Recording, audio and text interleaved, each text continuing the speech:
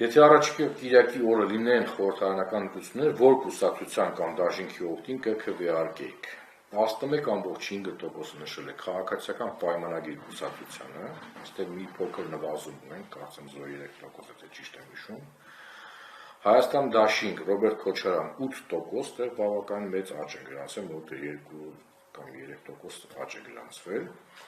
Պատիվ ունեմ դաշիկ Հայաստանի Հանրապետական կուսակցություն 3.7%, Բարգավաճ Հայաստան կուսակցություն 3.2%, ԴՕԳ Վարդան Ղուկասյան 2.9%, եթե նկատել եք, այս վերջի փուլերի երկու փուլի ժամանակ բավական մեծ նվազում է գրանցվել։ Հայ Հեղափոխական Դաշնակցություն 2.2%, Հանրապետություն կուսակցություն 1.9%, Հայաստանի Շնորհապետական կուսակցություն, սա առաջ անգամ մեր մոտ դուրս եկել, 1.5% եւ բավական բարձր ցուցանիշ է առաջի անգամ